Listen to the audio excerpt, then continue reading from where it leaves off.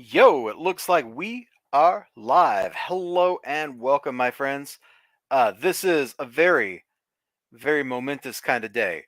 It's a big day, a wonderful day. At least if you're me, because it's Friday, and Friday is an amazing thing. And here on this Friday, since it's July 1st of 2022, we get to celebrate a very amazing thing. And I'm trying to see if I can Oh no, it just wants me to show slides. I can't share just an image. That's lame. Well, we'll just have to share the image the hard way. Because we have the technology, we have the power to make images happen. So let me just share my right screen for the moment.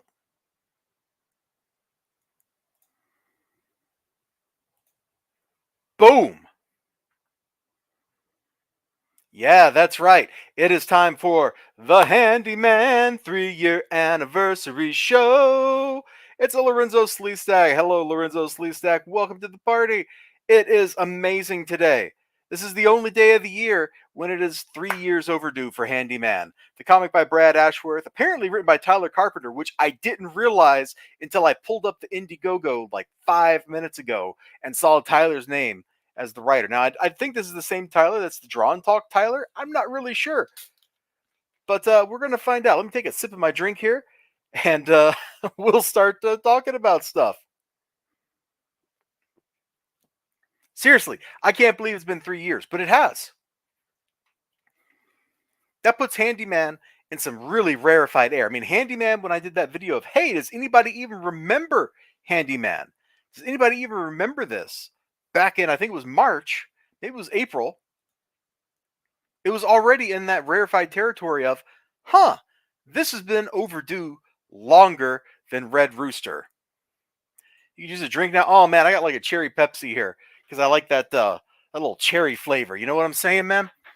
Seriously, like cherry is my favorite fruit. Don't ask me why. It just is. And it's a shame that this book is so overdue. Like, even if you, it's supposed to be a 48-page book.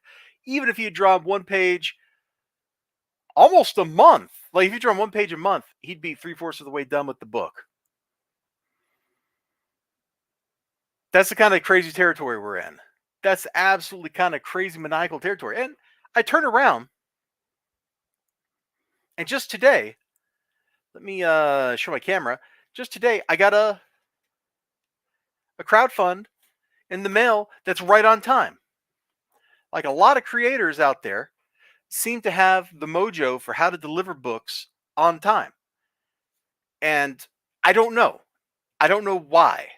Why some people really get this and some people just don't seem to get it. Let me share the Handyman campaign Chrome tab. Oh, actually, no, let's start with Red Rooster. Let's start with Red Rooster here. Because everybody loves Red Rooster. Actually, I was mostly pleased with Red Rooster once I got the book. I'm not going to lie. For all the flack I give Red Rooster about it being late and all the potential weirdness out there with Red Rooster, the campaign, all that jazz, the drama and stuff, I did get some funny bits out of it, like that video I made of Mitch banging his head on a keyboard. And you know what? We might just pull that up here. We might just do that before we end with the Red Rooster, because I never get tired of seeing that very silly video I made. Let me grab that real quick. Let me get that URL and we'll put it up here on stream. Somewhere somebody's upset with me already. I can tell, but that's okay. You can be upset with me. I'm just here to kind of bring the truth of the situation, because I find it really crazy. Mitch, is that the right word to search for? Yeah, Mitch Brightweiser, heavy metal rocker. And this will give you some background noise here for just a second. So, all right, before we leave the Red Rooster page here, before we leave this page, Red Rooster was supposed to be fulfilled March 2019. And according to my little tracking spreadsheet where I keep my crowdfund info, Red Rooster fulfilled in, where is it? Let's see, March 2019 to May 2021. So that's 2 years and 2 months. Any crowdfund that exceeds 2 years and 2 months to get to the customer from its estimated delivery date is in the Red Rooster Delivery Club. Handyman is at the 3-year mark, which is well over 2 years and 2 months. So let me pull this up here. And I don't know if this is going to like show up well. And I take it back. I don't even know if I'm sharing the audio from the tab. Let me stop sharing and pull that back up so I can be sure that we got the audio for the tab. Yeah, here we go. Share. It says share tab audio. So let's crank this volume. Might be kind of loud. I don't know. I'll be impressed. What do I say? What do I get ready for it? Get ready. Say? I can't make people happy. Did you read my update? This is at least he updated. I'll give him that. I don't know how to impress people. I don't. Get ready. I hope Allegiance does well. A Million Comics is amazing. Thank you, sweetie. I'm going to bang my head against the keyboard for a while. Yeah! Throw up the horns.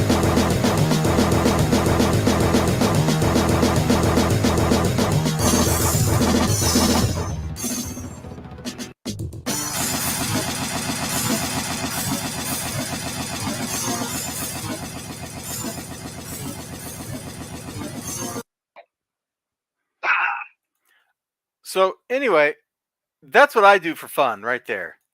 That's what I do for fun. I make silly videos like this one. That one was sillier than most I make because that was taking poor Mitch and that silly thing he did and just making fun of it. Somebody out there has probably made videos making fun of me, and you know what? More power to you. All right, so let's get to Handyman. Now that we've had like the warm up, now that we've had the little delicious, appetizer, here it is, Handyman. Brad Ashworth and apparently Tyler Carpenter. I didn't realize until I was looking at something here, and I'll show that in a second, that might be the Draw and Talk Tyler. I'm not 100% sure, but it might be. In which case, maybe I should be asking Tyler for updates on this book, because apparently he was the writer. Oh, so let's go back in time. Let's time travel back to the halcyon days of 2018. And in those days, there was a boom. Indiegogo, especially, had a boom of people coming in with their comic books and being like, yo, check out my book, bro. Kickstarter also did, but you mainly heard about Indiegogo's more at that period of time because Kickstarter had kicked Zach off or whatever, like however that went down. Indiegogo, they didn't. And so a lot of creators moved to using Indiegogos. And then those creators would show up on live streams, promote their books, they'd talk about stuff, then they'd shill their books some more. The host would give them time to shill their books, being a good host. As somebody who's had a few people on to chat with me, I always make sure that they get plenty of time to shill their book. Because while I like the person, and they probably like me, and I like whatever we're talking about, at the end of the day, I want to make sure that they get that $5 so that they can maybe go buy a sandwich. Just being honest with you here. That's how I roll. Okay, so Handyman sounded kind of cool. Like, it sounded cool. Like, my tongue's getting twisted because I briefly, for a moment, felt like a surge of excitement about the campaign because it looked kind of cool. Like a dude fighting off mobsters and stuff. Hey, you know what? If you want to jump on the show, man, I will shoot you the link to the StreamYard and you can come like have fun with me because I discovered some like things that just kind of boiled my blood when I saw them like 5 minutes, 10 minutes before this stream started. And I might become completely incoherent by the time I talk about them. So, I kind of thought, hey, this looks kind of cool. The style's got this like kind of like nervous energy to it and stuff. And yeah, okay, let me I'll shoot it to you on Twitter, I guess. Let's see. Invite. Here we go. That's the right link. Copy that puppy. And I got Twitter open somewhere. Yeah, here we go. Look at this. Look at this. Oh yeah. Come on in. I will try to be a good host and actually add you to this. It could have been. I think it still will be an interesting book. I just don't know when the book will ever get to me. But I really like the way this looks. It's got like, it's kind of unique looking. You don't see too many people doing something that's a caricature and realistic at the same time. You usually see people go like lean very heavily into realism, or people lean very heavily into cartoonism. And this is kind of in the middle, and it looks pretty unique. There's nothing else quite like this. So, you know, just looking at it a little bit, I got hype all over again. I did. I got brand new hypeness. So yeah, this is 3 years to the day. You can see here, estimated shipping, 2019. Let's see. There we go. Estimated shipping. It's July 2019, July 2019, July 2019, July 2019, July 2019. It's all July, all 2019. And where is it? Okay, fine. Maybe he's still working on the book, right? It happens. Sometimes people have crazy things go like in their life. And I think we've all experienced kind of a crazy last couple of years. Things have just been completely off the rails. So I can understand, maybe you're a little bit late, and then the whole pandemic thing happens, and now you're very late because you're completely thrown for a loop. You have to go do stuff you wouldn't ordinarily do. Like, okay, I get it. Life happens. Crazy things happen. And let's add Mr. Daquan to the stream. Hello. Hello, my good friend, Dr. Professor Elizibar the third. Yeah. Oh, I'm the third. I didn't know that. I just keep adding more titles to your name. Oh man, I was getting ready to jump to the like really juicy parts of this. Are you ready? Okay, let's go. I'm listening. I'm All hyped right. for this. Yeah. So number one, I want to emphasize this has taken longer to fulfill than Red Rooster by 10 months so Oh God, far. we are in a new era. Yeah, this is a brand new era. I'm not creating like a new delivery date club or something. This is just like the inaugural member of the Red Rooster Late Delivery Club right here. Exactly. And 3 years and counting. 3 years and counting. So before I click over to this update tab, and you might remember from the video I did like 3 months ago, but when do you think the last update was? Oh, 2018? Not that far back. Oh, 19 last update maybe? is just from 2021. Oh wow, that's actually sooner than I thought. Yeah, this book, still, the thing I remember about this book specifically was this was the book that Mitchell Coleman personally reached out to me and begged me to help promote. Wait, and I said no. Yes. No way. Way. You are BSing me. There is no way that Kitchell Mole Man, your greatest friend. Oh, that's wild. I shit you not. Because that's the reason why this is on my radar. Because everything he pushed me to promote or help promote, I'm just like, no, I ain't promoting that guy. I don't know what he's about. I'm not even sure if he's actually even going to fulfill. And I felt that way since a lot of people, made their campaign and then just vanished off the face of the planet. But I distinctly remember, I have to go and dig up the DM after I'm finished with this Amazon Web Service. But Mitchell Coleman reached out to me and was like, "Hey, can you help promote this little creator just like you?" I'm just like, I don't know this guy. Here's the terrible thing about being a little infamous or renfamous, if you will. When you start promoting people, right, and you start bringing them on your live streams and whatnot, you're kind of co-signing on what it is that they're doing. And so when people are late on projects, people don't go to the creator initially. They go to you. It's like, hey, what's the deal with your friend here and their campaign? A guy I like who will rename nameless, but his name rhymes with Tyler Carpenter. He's real close friends with the guy behind this book. And he says it every now and again. Like, people ask him, what's the deal with Handyman? And he just has it done. Like, I don't fucking know. I'm not the creator. And that's the thing.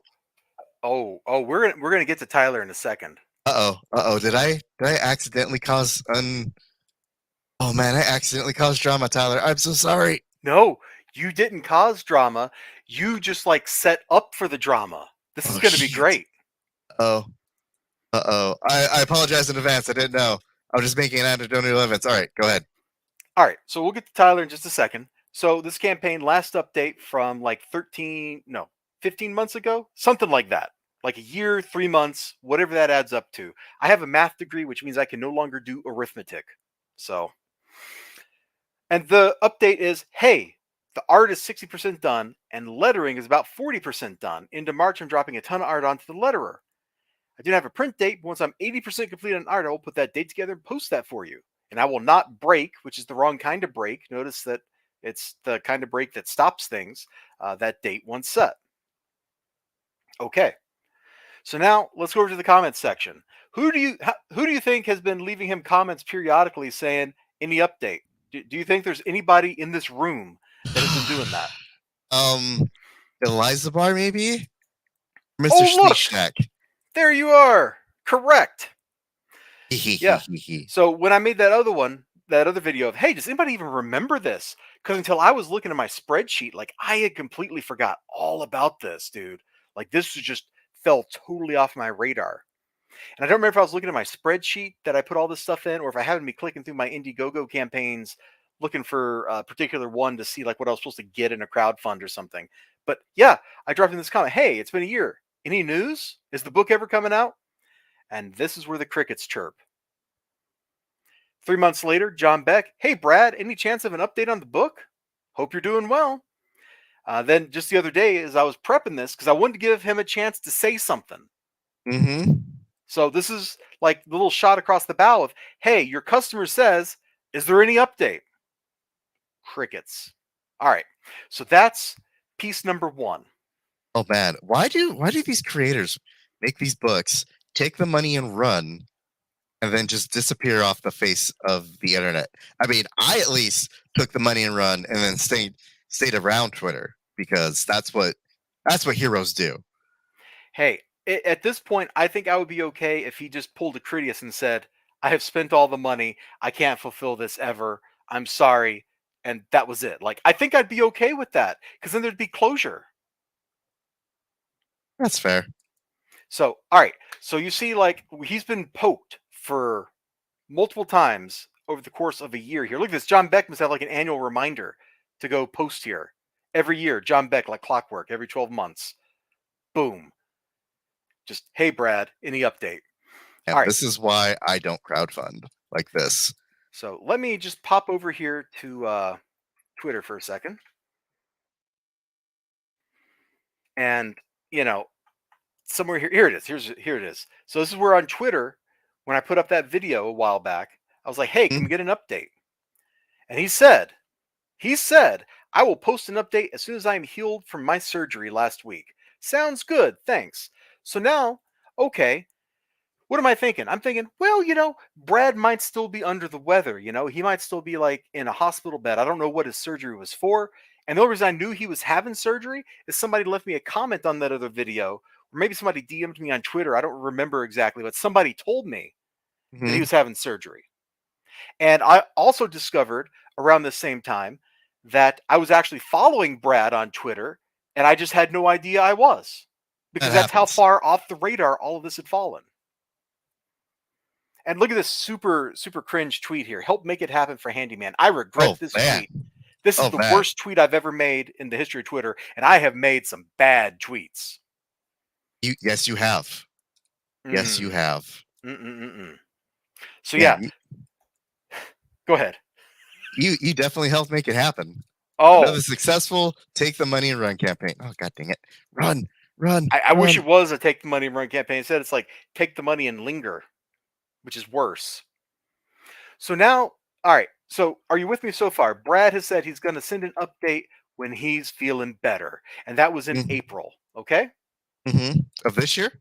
of this year. Yeah, just a couple months Wow. ago. So now I went to Brad's Twitter.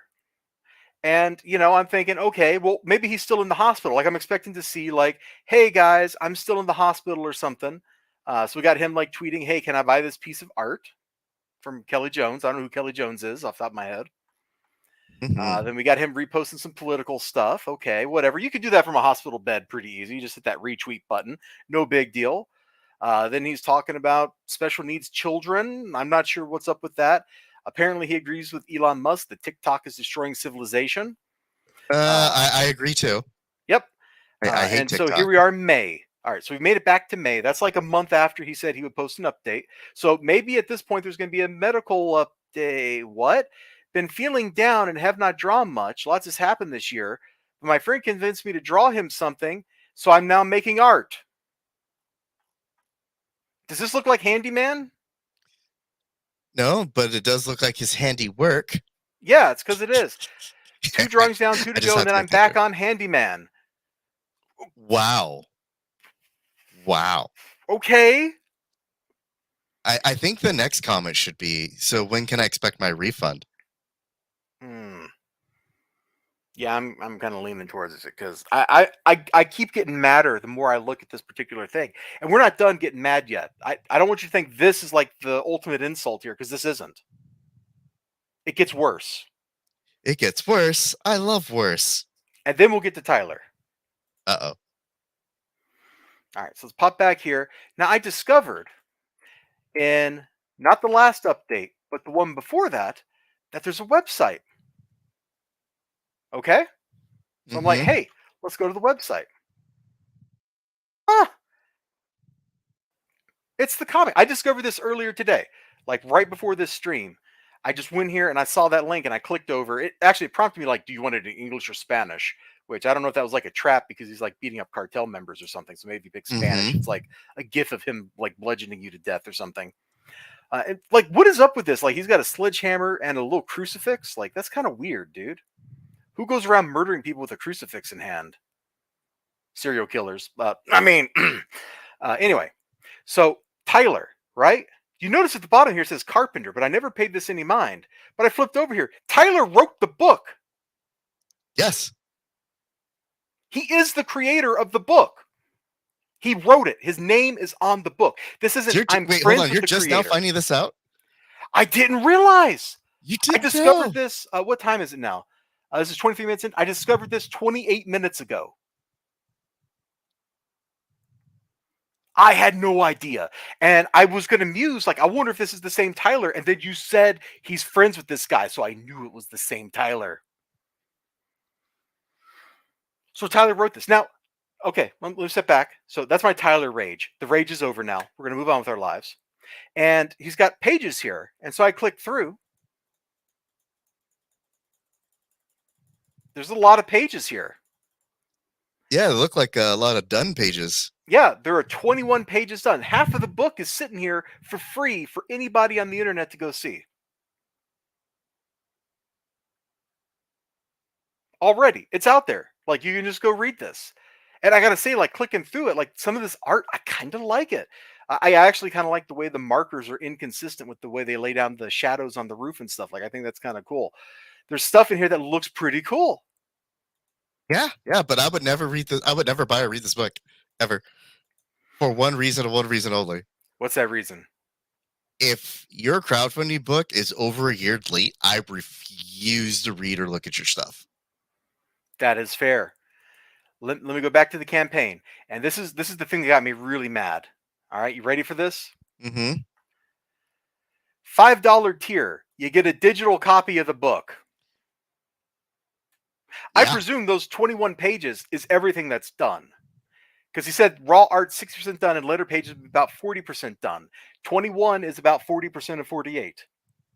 So everything that's done is freely available on the internet. So everybody, the 25 people here that backed at the knuckle sandwich tier to get a basic digital copy, they're all suckers. Their stuff is free. Yeah, you guys are suckers. Even more than me, they're suckers. No, they're not, because you have a tweet out there begging to help make it happen. You're even worse. Man, that was my standard practice back and stuff. I just hit that little thing and shoot off into the ether. I don't do that like I used to now. I'm like way more selective. Yeah, it's really sad. I'm more selective too.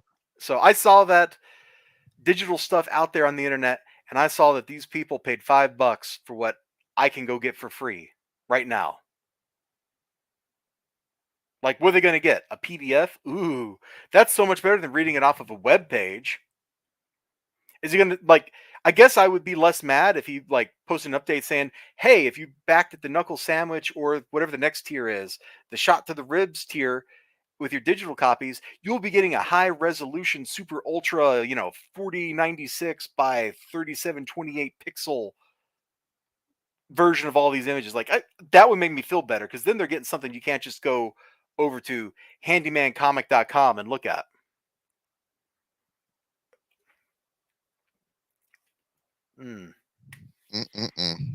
I get a little bit mad about some of this stuff too when and I'm taking a diversion from Brad here for just a second, and like I get a little bit grumpy when I see people running a campaign and they're like, hey, and if you back this, I'll throw you like 17 PDFs of my other comic books in for free.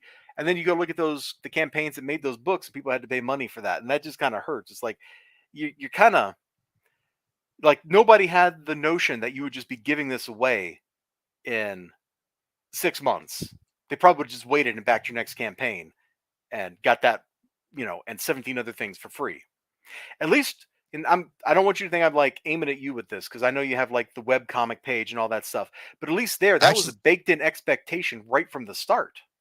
Actually, I don't have the webcomic page anymore. I got rid of it. You got rid of it? Yeah, I did. We waited tell until you how often I go there.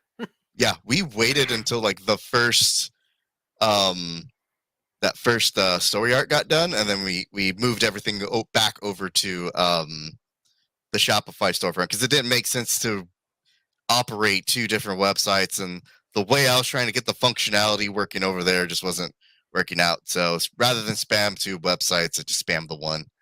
Oh, well, there we go.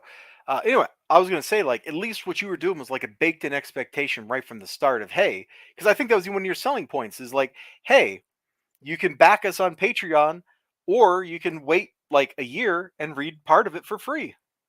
Mm-hmm. Like, I remember you doing that. I remember seeing that on something you posted at one point, and I was like, oh yeah, that's really cool. That's one way to like pull people in. And I know Cody does that, and Manny Shape do that, but they also don't just go out there and pretend like this thing that they've made, like the #1 issue, is like this super special, hard to get thing. They've always had that stuff out there for free, where anybody could get it. They didn't say, hey, buy this for $5, and in 3 years before I'm even done making it, I'm giving it to everybody for free. Oh man. So the more I looked at this right before starting the stream, the angrier and more upset I got. And the Tyler thing just kind of threw me for a loop. And then the webcomic, just like, I felt my blood pressure going up. That's I was just going to record a video, and I was like just kind of gritting my teeth, and I'm like, you know what? If I do a stream, I'm going to be more chill. So here we are. And I don't get it. I don't get it. I think I mused before you showed up on the stream. Like, if he had just drawn like 1 page a week, he'd be 3/4 of the book, or one page a month. He'd be 3/4 of the way done with the book, and he could have dropped in like steady progress updates of saying, "Hey, I got another page done. Hey, I got another page done," and that would have been enough to like mollify me. Like, I wouldn't complain. I'd be like, "Hey, he's making progress," because there's a lot of creators out there who are late, who do post regular updates saying, "Hey, this is what we're working on now. Here's where we're at. Here's where we're going to be. I'll check back with you in like a month or 3 months or whatever their cadence is." and you go, yeah, hey, they're making steady progress. I'm not going to get mad at them. But when you just go completely incommunicado on your campaign page for a year, it's a really hard sell to keep me from getting grumpy at you. Yeah. I mean, as long as you're making updates and those updates make sense, like, hey, you know, we're working on pages. Oh, hey, now the colors has them. Now they're getting lettered. Now they're at the printer. Now we're waiting on shipping, because shipping is usually one of those. Man, it's the longest part. That's the longest wait, right? That's fine. Oh, hey, we had some revisions. Cool. I'm for that. When there's no update, like, Nina and Ariel, where you're just making empty promises every month, like, yeah, we'll get that out this year, and then there's nothing. And then when you do That's send when I get something mad. out, it's the same old PDF from the book that was done multiple years prior to even starting the campaign. Yeah. Right. And the killer thing here is, especially with Nina and Ariel, Nina and Ariel in particular, you basically, like, he's basically trying to start a series, right? Nina Ariel 1, 2, 3. He wants to make Yeah. something that's Yeah. ongoing. How the hell are you gonna build up the trust that you can release something ongoing, if you can't even get the first book out and it takes you this long? Like, granted, I have my own issues and problems, but I tackle, like, before I even make the post, like, hey, there's an issue and it's holding up stuff, I've already have a plan in place to tackle the problem and to mitigate it. So it's not like, oh, hey, here's a problem and I got to figure this out. It's like, no, I have a problem and I'm already working it. So give me some time to get this thing executed so I can get the stuff coming. Yeah. And again, the longest part is just shipping. Once you get shipping done, just that's it. That's wrapping. Just move on to the next phase and then the next phase. Because he could have gotten Nina Ariel 2 done in the same amount of time that it took him to post an update about not having much of an update. But even this, if I ever see anything from this guy, wait, is this Twitter handle like Pencils for Life or something? Yeah, that's his Twitter. I've seen him on YouTube doing YouTube stuff. I just don't remember where. I haven't seen him on YouTube in years, I feel like. I have. It must have been like one of those Comic Gate streams that I don't bother really going on about. But like I've seen him on somewhere. Or maybe I'm misremembering. Or maybe there's just somebody that has a similar handle. I don't know. Anyway, it should not take you 3. Like, how long is this book supposed to be? It's 48 pages. 48 pages. If you were to be very, very lazy and do 1 page a day, a month, you'd at least still have that done by year 2. Yeah. It's not a tremendous ask. No. Like, this isn't like I'm saying, hey, you need to have your 48-page book done in a month, which, Jack Kirby could do that, but Jack Kirby was also Jack Kirby.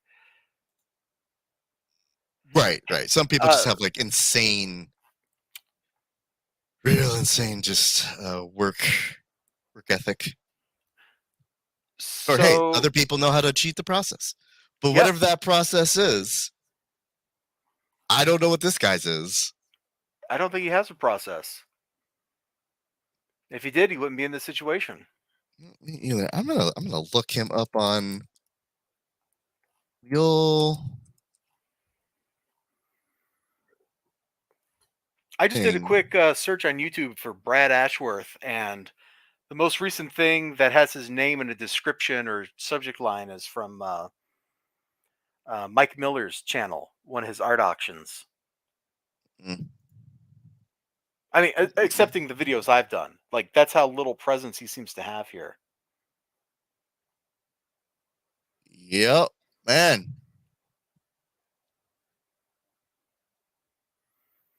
I'll remember. I'll probably figure it out like the last day. But yep, he's just Does he have a YouTube channel? nope. He was on one of those weird Comics Geek streams or whatever. Oh, he does have a YouTube. Hold on, I'm not subbed to it. What do we Uh-oh. got? His last YouTube video is from a year ago where he was drawing the Hulk. Oh, he did a Handyman Q&A Oh, when was this? 1 year ago. Why don't I pull this? It's an hour long, but maybe it's like funny. Let me just like pull this up here. Dang. Let's see. Stop sharing that and share one of my browser tabs. Audio is turned on. Oh, you missed me playing my favorite Mitch Breitweiser thing. That Yep. one? Yep. That's a good one. Hey everybody, welcome to Pencil for Life. This is Can you the hear one it? and only Brad. Yep. Hope everybody is doing good and having a great day today. This is going to be, sorry if I'm looking off to the left.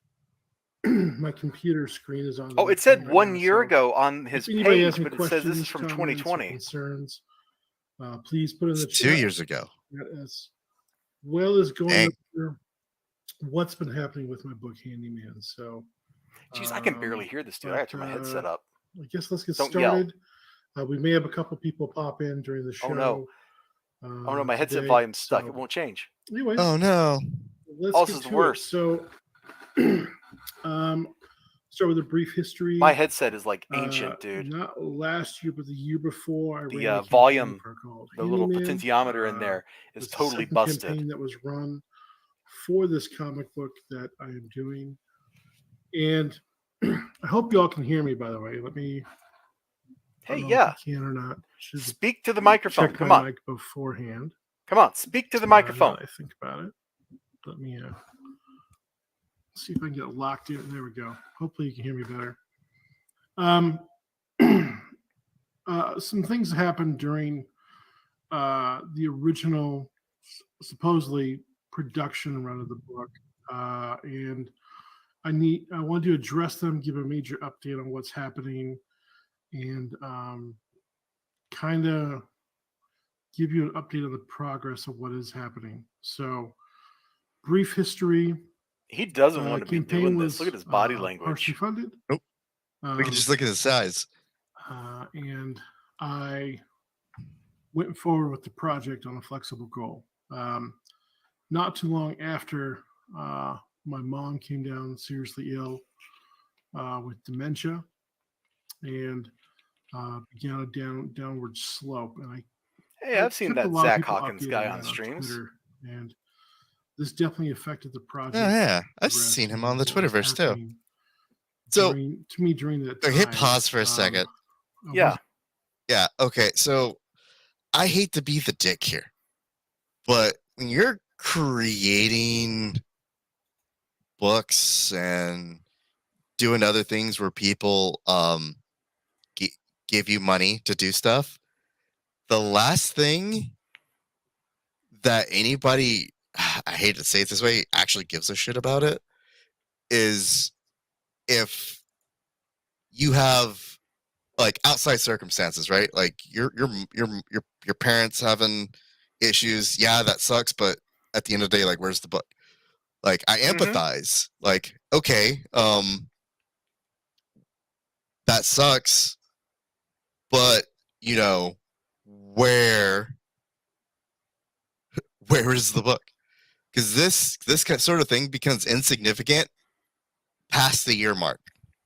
You know, like, hey, your parents, like, if your parents, somebody close to you died, okay, that buys you. Not saying like there's a good window on stuff happening, but that would give you about a good like 30 days of like, okay, he's mourning, I'll back off. You know, there's probably like legal shit you got to take care of, and it probably will take more than 30 days, but there's a lot of chaos in between that time. So I understand, right? But it all comes back to, you know, it's way past when this thing happened. So where is the book? Well, hopefully he gets to explaining where the book is, but at this point here in November 2020, he's already a year and a half late, something like that, from when the book should have been out. And he's like 2.5 years or something like that since he got the money for the book. Mm-hmm. How much So- money did that book make? 4,000 or $5,000. Not a whole lot of cash. He didn't even meet his goal, but it was a flexible campaign, so he's stuck with it, which is a mistake. Like I don't know how he expected to make any money on this book, which maybe that's the problem. He doesn't want to produce it because he can't get no cashola out of it. And real quick before we move on, since Manny Shape is here and wants to know what I picked up out of the free bins here, let me just show you. All right, Manny, dude, first I got this issue of Sable right here because I like spy comics. I mean, who doesn't, you know? And I didn't have this one. It's got kind of a cool, like, classic spy cover. You know, he's being threatened, dudes with guns, beautiful woman. Great stuff. I got this thing, which I'd never heard of before. I have no idea what System 7 is. It's from, like, the black and white comic boom, and some of the art in it looks okay. So I think it might be kind of interesting just from the art perspective, but we'll find out when I actually read it. And apparently this issue of Shadowhawk has a glow-in-the-dark cover, but it doesn't get picked up on my camera because it's not bright enough, so I can't show it off. That's what I got out of the bins. Garbage, like usual. My shop man sees me picking stuff up, and he's just thinking, how bad is it going to be this week? Every week he's like that. He just looks at me. He knows I'm going to dredge up some kind of garbage. And this week he didn't even know System 7 was in the bin. Like he's just like, what is that? And I'm like, I don't know. You're the one that put it there, bro. All right. So yeah, I mean, you're kind of being a jerk, but I think that's a reasonable position. Like, you have a major life disrupting event. I get it. I have had major life disrupting events, and I know the kind of funk it puts you in. But after a month or 2 months or 3 months, You got to get back in the saddle. yeah, you just got to keep doing things, you know? Like when my dad died, like I was out of it. Man, that was really traumatic too, because like the day after he died, I broke my tooth. So it was a really miserable January or December. Geez, I don't even remember off the top of my head. That whole period of time is just all kind of like blurry. And you know what? It's like I took a little time off from work and then I went back to work because that's what you do when you're an adult. You just do your job. And yeah. So let's see, Matt. So he's was not working at the time, and I had to focus a lot on her care and taking care of. hold on. I gotta say something to this. I didn't know that, my dude. I definitely empathize with you. That's rough. And Brian, did your dad ever come back from getting cigarettes? Yes. Anime? Yes. Well, he had to come back from getting anime because didn't have any other place to watch them. Makes sense. All right. The needs of my dad. I didn't mean to go into it like a downer right there. Financial situations, government stuff to help her facilitate her care with the facility. During that time, she developed colon cancer again for the third time when she had Good dementia. grief. Oh, And started rolling downhill again. that sucks. Hey, Zach. Hey, Reed. How's it going, guys? See you in there. So if you got questions or comments during this time, please go ahead and leave them, share it out there. I'd appreciate it. Back to the story really quick, though, because this does affect why the book has been taking so long. And usually I don't do face-to-face camera shows because I don't consider myself an attractive man, but my wife thinks I'm sexy. So thank you, baby. Anyways, the my mom's care took priority. The book took, even though I was trying to do artwork on the project, it just didn't happen. It was unsustainable, undoable. It was constant calls 24/7 at the time from the facility, from her, from government stuff, to trying to spread the load between my brothers as much as possible. But since I was single at the time and I was no kids and lived really close by, a lot of it fell on my shoulders, probably too much. And so I had to stop everything I was doing and care for her. How are you making any If I was money? going to finish the book, I wondered myself at the time if I was going to finish the book. I wanted to, but I just didn't know when it would be. So I just took time off. I stopped streaming. I stopped doing videos. I had to focus on what was most important at the time. I'm going to stop this here for a second. What he just said was probably a mistake. I was kind of Debbie Downered out of it. What did he say? So he was like, as I had to concentrate on the important thing, i.e., taking care of his mom, and I get it, like 100%, like me comprende. And he was like, and because of that, I stopped doing, streaming and videos and stuff. So if you don't have any kind of outlets for things, Start falling into depression. yeah, that I think that's where this is going. That's why he looks like this. He's still feeling the funk. So, okay, I'm not going to sit here and watch the rest of his video. I know exactly where this is going, and whatever else he says in here probably doesn't matter because the key that unlocks everything, he's already covered in the first 5 minutes. Yep. I'm not trying. Again, I'm not trying to like bash him or anything, but just being objective. Oh,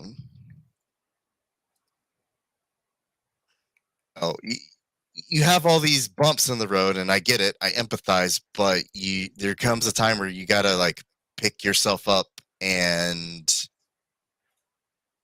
move on. Yeah, I agree. Like you got stuff pending, you gotta go take care of it. Make sure it's not pending. So, Manny, just to kind of fill you in, although I guess you could theoretically just go watch like from minute like 5 to 15 or something to get like the summary. There was this crowdfunding campaign that ran about 4 years ago for a book called Handyman by the guy that was in that video. That book, this is the 3-year anniversary of when it was supposed to be delivered. It was supposed to come out 3 years ago in July. And here we are 3 years later in July, and the book is not here. There has not been an update from him in a year on the campaign. On Twitter, he promised me there would be an update 3 months ago or so. There has not been an update. And so we were just kind of looking at this, and we just happened to be like trying to figure out his online presence there for a minute, and I found his YouTube channel, and I saw this Handyman Q&A stream, and like Brian said, it was just like 100% straight downer for the first 5 minutes. I understand exactly where Brad's coming from. I understand what he is going through or what has gone through. Things that happen in life can really suck, and they can beat you down. God knows, and Brian knows, like exactly the kind of place I was in. Like, what was that? Like September last year. That was not a happy place. When you get fired twice and then you get unfired in the span of like 3 weeks, it's a whirlwind. But you got unfired and unfired, so Yeah, it was an emotional roller coaster. It was brutal. And I had a feeling some of that stuff was coming before that. So like even back in July and June prior to that, like I was like in major league ultra funkiness. And it was not a happy place. I know like the quality of work I was doing at work suffered. I was still doing my work though, and still making sure all the tasks got checked off. So, and I'm not saying I'm a better man than him or anything, because his situation is way worse because, it's his mom. But it's also been 4 years since your campaign funded. My God, Brian, it's been 4 years since he got his campaign funded. Yeah, that's the thing. I mean, speaking of, who was it that? Oh, I had a video where. Well, it wasn't a video. I was on Twitch ranting like I do, because no one ever goes to Twitch. But somebody asked me like, "Hey, do you remember what happened to the guy who wrote Charger?" It's like, huh, that's a good question. You're gonna have to Very remind me good what question. Charger was, because I don't remember what Charger It was. was the Invincible fanfic. Oh yeah, yeah. You've mentioned that to me before, and the guy got mad and deleted everything or something. Is that where this is going? Yeah, I guess. Well, he didn't do like any promotion for his book or anything. It was just like, all right.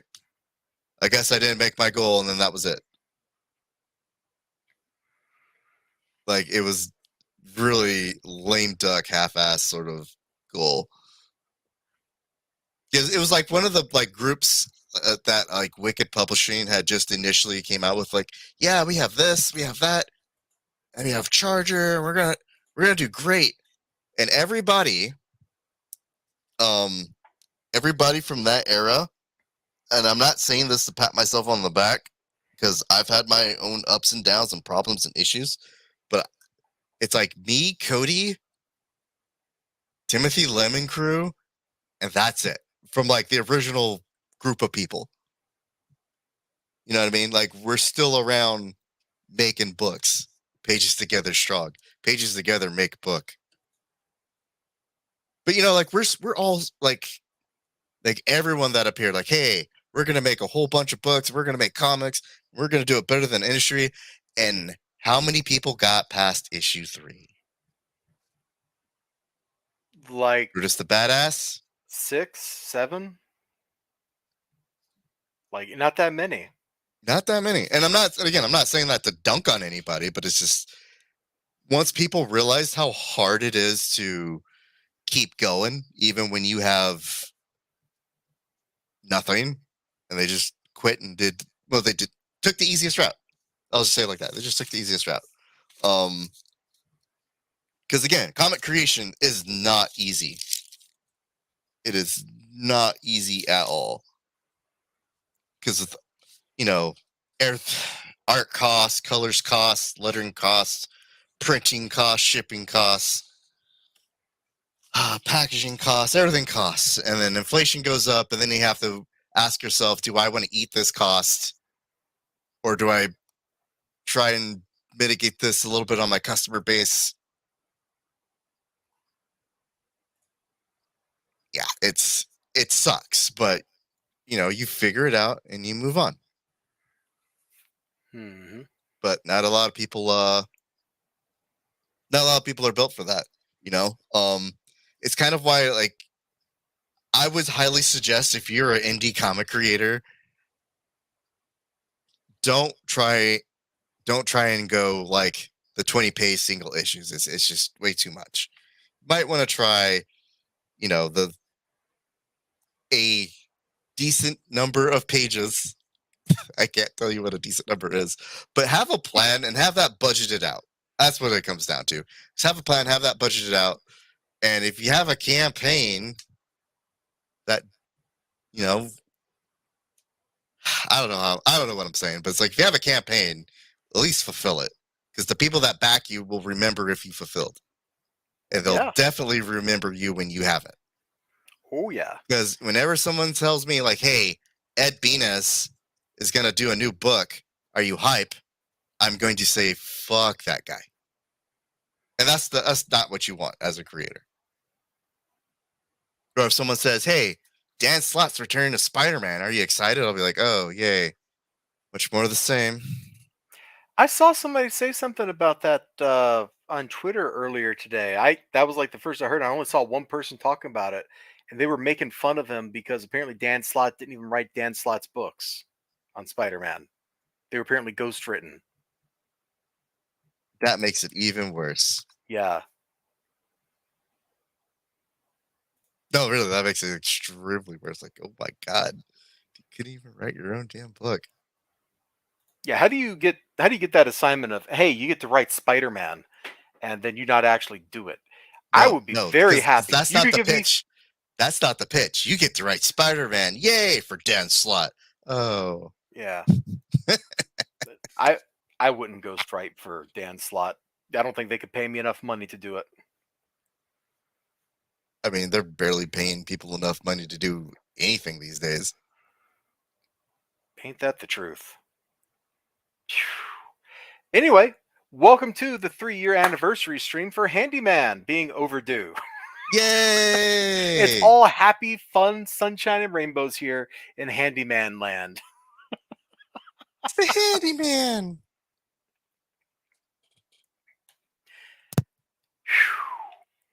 Hey, Mr. DeQuan. I've heard you're a little bit of a weeb. We're totally changing gears here for a second.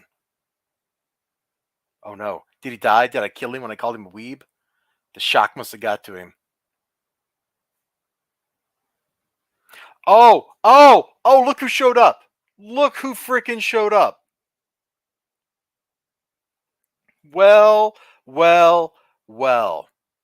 Mr. Tyler Carpenter. Until today, until Brian said, oh yeah, you didn't know, like 45 minutes ago, I didn't know that Tyler Carpenter on this book was Tyler Carpenter.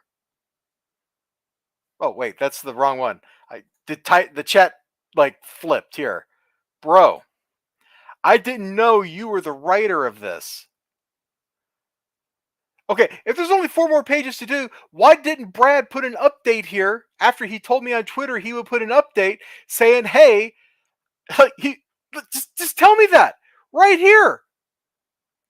There's a perfectly good update section, a perfectly good comment section right here by Brad Ashford. Yeah, hey, there's Tyler. We're talking shit about you, buddy. Yeah. Come on in. Yeah. No, let's get Tyler in this. Come on, Tyler. If you want to shoot him the thing, go ahead, man. I absolutely will. Because he's probably higher up in your DM list than he is in mine, because I DM'd him like one time. I DM Tyler like maybe not as much lately because I have so much going on. Did I tell you I finally got Security Plus? Hey, congrats. That is a big freaking deal. That test is hard. Bro, that's I brain dumped everything after that. Oh god. After I got done with that test, I just brain dumped everything. I started studying back in February. So that should tell you where my brain has been. And then after I got that done, I started working on Azure and I started working on Microsoft Azure, and then I'm on, what am I on right now? Now I'm on AWS, Amazon shit. But man, just trying to keep everything like from falling apart while studying for that test and army stuff and everything else. Yeah, Braid is dead. So dead. I believe it. Hey, and there's Tyler. I was going to talk about weeb stuff, but then Tyler showed up. No, hey. So I have a newborn, so and my parents are in town, so I can only be. So the parents can watch the kids. Great. No, but I pulled up my parents like don't let let's just spend time, and I was like, okay, let's just look at my phone one time, and I saw the thumbnail. I went, fuck. So while I'm here, you guys literally can ask me any question you want about this book, and I'll answer it. Because it's funny, because I went to lunch with Brad like 3 weeks ago. Okay. So before we do any ragging or hard questions or whatever. Is he actually doing okay? Because So this is what happened. So the book, you know, hit where it did, and then a month later, his mom died. A month later, his mom died, and then that spiraled down some other stuff with his job. You know, I'll let him. You know, if he ever wants to talk about stuff. So anyway, he spiraled down. Then he got married, and then he had a kid. And so now he's back in a good spot. So he's like last year, he was like, oh, there's only 10 pages left. I had lunch with him like 3 weeks ago, and he's like, yeah, there's like 3 or 4 pages left, and you know, that's as much as I know, because my only job was to write the book, and then I was like, you're in charge of everything else. And he goes, that's fine. Yeah, I defended you on that, by the way. I appreciate that. But yeah, I mean, I'll tell you what, Brad's a stellar guy. This was his very first comic book he'd ever made. He didn't realize how much work it was going to be. A lot of people don't. And one thing that I'm very pro and is, like, let's say, so like, if you look at the girl with the megafist, you can tell from page 1 all the way till the end. You can tell, if you compared the first page of Girl with the Megafist to the last page of the Girl with the Megafist, you can tell that I improved in my art. Of course, because you drew every day. You knocked that out of the park. You put in some work, Tyler. I appreciate that. With Brad, what he'll do, and so for me, I'm gonna look at that first page and go, you know what? That's where I was. It's time to move on to the next. For Brad and a lot of artists out there, they'll go, I need to redraw the whole book. No. Yes. Yes. But that's you absolutely do. What's that guy? The Drew Oddity? Skeens? Sweems? Is that what he did? That's what he did. He got that book like 90-something% and done. And then redrew it? And then redrew the whole thing because he didn't like how it looked. So that's the problem. Get the problem. book out. And I told him that. I told him that at lunch. He goes, yeah, there's all these things, and I want to fix this. And I'm like, Brad, like, this book is so late. Just get it. Like, if you just get it out, like, learn from your mistakes on the next book. Because at this point, like in comics are supposed to come out monthly. You can improve on the next issue, but don't hold people back because you're like, oh, I wish the arm was in this angle. Like, you're done. Move on. Right. So I'll tell you what we do, right? And then I'm just spilling our trade secrets here. Oh no. When we make a mistake, or if something's taking too long and we can't fix it in the art, we just make that part of the story somehow. That's funny. Right? So part of, like, okay, so in Rags, Negromancy was always a thing, but we really weren't going to be showing it in the first issue. But what happened was Luigi drew Operator confronting Riley with a knife in his hand instead of making a military knife hand because, you know, translating that was my fault. So we didn't have time to go back and get that page redrawn. So the idea I had was like, okay, how do I make this all work in the most minimal amount of time to both, you know, to get, so this just gets done and out. So what we did was I made like an on-the-spot change. It was like, okay, this is what we do. And so the next scene is when Operator pulls out that knife. I was like, hey, colorist, color that glitchy. And hey, when this comes up, try to make this glitchy too. And that's kind of how that all became like a thing. So whenever something bad, or not necessarily bad, whenever something comes down that I can't fix, or hey, it's taking too much time, it's like, hey, time to bring out the good old reliable glitch. For sure. Can't explain it, then it's there. I'll come up with an explanation for it later. And it worked, right? So those are kind of the things like I do as a writer to help my artist. And Luigi also has like some techniques that he does to fix it in coloring that no one's noticed or picked up on before, which is dope. But hey, you just can't get like a book 90% done and then go back and redraw everything. As well, Handyman came out during the time of the very beginnings of CG. Yep. And it you know, back when everyone thought I can make a comic. Yep. And then everyone got hit with the nice swift hammer of reality. Yes. Brad is an incredibly talented artist. He's one of the best artists that I know. And watching him draw is amazing. but doing pinups is completely different than sequential art. Yep. And Yes. it's sequential, and so there was just a lot of mistakes from a first time creator, and it was during a time when a ton of first time creators were making the same mistakes as Brad, and then for me, I'm just like, gosh, the only thing that sucks about this personally for me is like this is like my black stain that like anytime I see someone talk about it, I'm like, ah! Hey, we all have those. And look, I personally am not talking to disparage the guy. I'm being extremely impartial. I didn't back the book. And the reason why I didn't back the book It's because my name was on Mitchell, it. no, was because I didn't even know you existed at the time. That's honestly. I think we've only been We've only almost been friends for for like a the last year. 2 years.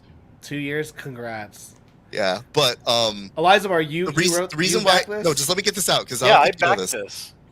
The reason why I did not back this was because Mitchell Coleman reached out to me in a DM and said, "Hey, can you signal boost this?" That's hilarious. And this was back when Now I don't want my I name. really on this. hated CG, and so like if anybody gotten anywhere near me with, "Hey, want to help me signal boost the CG book?" I tell them to go fuck off, and that's kind of where this landed for me. So it's like, That's fair. Elizibar, you know, do you have any questions? Do you guys have any questions? I got to bounce though in like 2 minutes. You guys I got one quick thing for you. It's I'm not ready. directly related to the book, but it's just something from Brad's Twitter, and I'm just curious. Is he about even one on little Twitter thing. still? Yeah, yes. he was Also, on I just Twitter. have like one final comment before you leave. He promised like, hey, an update, and then he never delivered an update. But he started posting art, and he said he hung out with a friend who told him to draw art for him. Was that friend you? No. No. Okay. I thought it might have been because I was looking at this and it was like, if I was going to draw something for Tyler, it would not be this. Oh, he is on Twitter. Yeah. No, the art that his friend asked him to do, it's like a World War II piece. They're really good, actually. Yeah. No, it's an absolutely gorgeous piece. The one I'm showing here, and then the other one. Oh yeah, there you go. Down below. Like these are both like absolutely gorgeous. And I was just like, huh. When you said, I just had lunch with him 3 weeks ago or something, I was like, I wonder if this was Tyler that inspired him here. No. And, it's funny, though, is I did, because he's like, I tell him I want to get back into making comics, and he's like, I just, my process.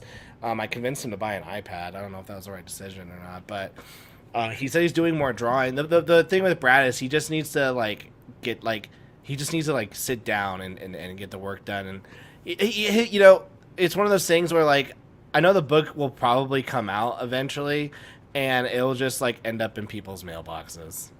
But also, I don't know, because this is Brad's book. This is Brad's idea, and he just said, "Hey Tyler, I have this idea. I have this character, and can you write a story?" And then I'll just draw it. So I wrote the story in like 3 or 4 days, sent it over to him, and then I was like, "Sweet, that's my job."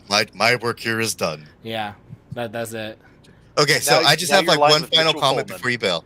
I just really want to put this out, right? Alrighty.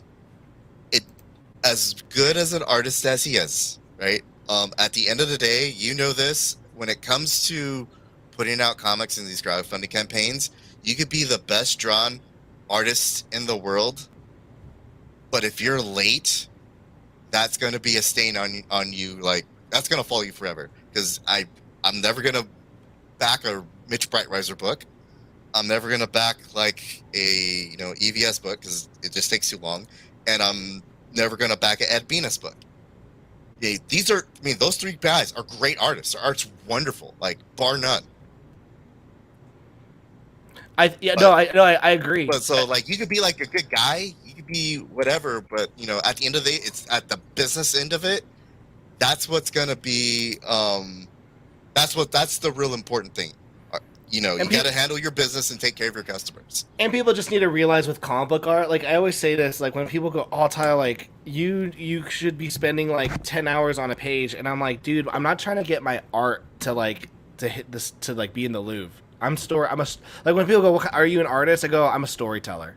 Like you're a storyteller first. If you can't tell the story through your art, you're not a sequential artist. You're just a pinup artist. Nothing wrong with being a pinup artist. Pinup artists make tons of money. They're super popular. The art is dope. But you're there. Your art isn't there to look nice. It's there to convey a message. That brings the story. And if it just so happens that you are good, amazing. That's awesome. And even better. And probably more important, if you can just get the thing on time, that's honestly a lot more important. People want the story. The art's there to help the story. And what's funny is I put in your chat, I was like, don't worry, the book is almost done. Someone said, what book? It's not even a book yet. And I went, that's fair. Because it's not a book yet. Like, until you have it made, it's not a book. Yep. So I wish him the best of luck. I hope this book gets out. I'm still looking forward to reading the dang thing. Because the sample art looks great, and he's also got like half of the book on a website for free. Yeah, I told him not to do that. I got so mad an hour and 20 minutes ago. He was raging because that's where elizibar found your name. Was like, oh, so that Tyler guy, he's part of this too. Yeah, I remember, and he called you all sorts of dirty, nasty names. I was like, no. I remember he called me. Tyler would never forget to take his medication and get angry about some of her stickers. That's not Tyler. That's a very low blow, and I'm okay with it. It's a Friday. That's how you take low shots. But it's the beginning of the month. You. No, yeah. It's funny because he called me and I was like, he goes, hey dude, I have this idea for Handyman. And I'm like, oh nice, it's going to be like a production thing. And he's like, I'm thinking of like putting it all up free on a website. And I was like, oh dear God, like people paid $5 for that. And I was like, don't do that. Well, my thing is like that is fine when if the people who paid for it first get it first. Like I eventually will put the girl with the mega fist on like a webcomic site. I'll probably put the first volume up in like a year or so. But like if you're gonna have someone pay for it, give the paid people the thing first. That was my thing. I was like, oh, maybe you should wait till the book's done, get it to your backers first, and then you can put it up for free. And I remember when he did it, I was like, and then he was like, I already did it, and I went, cart before the horse, man. And then one other bad idea he had, which I'm so glad he decided not to do, was he was gonna. I think he was gonna try to do it again on Kickstarter to raise more money because I don't know. I don't know where he is at financially with the money. Like if he has money to print the book or ship How it. can he even print the book? He only made $4,500. You can print the book off of that. Sure, but he's not making any money. Like, well, no, that's fair. But I'm saying, but like, I don't know what. Here's kind of the question, though. Here's like the real question, and I hate to be that guy. Do it. He got $4,500. Where did that money go? I knew within the last 2 Brian, years. I knew you were gonna say that. Like, where did that money that's go? My like so don't. That's my don't ask, don't question. tell. That's my don't ask, don't tell question I have with him. I don't want to know. Of course you don't. I mean, look, you just wrote the book. I mean. But you're right. Your name's only on the cover, right? Thanks. No, it's. I know that luckily, like at this point, so like back when he was making this book as well, he was making like $9 an hour at a comic book shop. Now he makes like way more at this other company. Like he's had a way better job. So there's no doubt in my mind that if he already spent this $4,500, which I'm betting he has. He has to have had. Yeah. Then I would have at this point. Then at this, then I'm confident that he will just pull it out of his own pocket. I hope it's not another stealing solo bit. No. You don't know? Stealing solo? Yeah. Yeah. Do you know what happened with that? Yeah, I do. Okay, cool. Because I found out because my friend, whose name I'm not going to drop, but he's actually friends with the main guy behind that whole thing. And TLDR, he uses the money to take care of some personal stuff and cheaped out on the books, and that's how they ended up the way that they did. With the way that they did, jeez. Yep. I don't think it's wrong. I don't think it's wrong to take some money out of the campaign, but gosh, like get the book out first and have whatever's left over do with it. So yeah, I'm confident Brad's a good guy. I'm confident that this book will eventually get out to people. I'm confident that he'll pay it out of his own pocket, and that one day, Elizibar, you will wake up and you'll be eating your Fruit Loops, and the mailman will go, "Here's a book," and you'll go, "Oh, it's the Handyman." I don't eat Fruit Loops, or I don't even have breakfast. Then this scenario will never happen. You're never getting the book. I'll be having coffee. Some people aren't happy. How many people, by the way, got the physical book? How many people got the physical book? Let's see. None. Let's see. Throat Punch is the lowest physical tier, 63. Oh. What's the next one? 2 for Shit, Eye he's- Gouge, he gotta- which he's is gotta the do- blank okay. cover variant. That's going to cost him a ton. Yeah, I was like, great, now he has to. Hammer to the Head was 30, and that's another variant cover. Fun. 18. 18. Oh my gosh, it's another blank cover. Fun. Okay. And so it looks like He'll figure it out. 120 People. He'll figure it out. Homeboy will figure it out. And I told him if he needs help with, like, hey, supplies, where to buy, where to print, I told him I will let him know all of those stuff. Just call. He needs to figure this out. I'll say one last thing before I gotta go. One other problem with Brad as well. Not Brad. Brad's a great guy. He's a good friend. One problem that I think he does have, and a lot of artists have, is he trusted the wrong people. There were tons of times where he trusted, like, the people he's talking to. They've got tons of clout. They've got tons of followers. They know their art. They know their business. But all these people that he's like, oh yeah, I've been talking to so and so. I'm like, that person has a late campaign. Stop talking. Like, talk to me, Brad. Don't get, like, when you have a question on how to fulfill, talk to me. Don't talk to these guys, because these guys haven't fulfilled their books yet.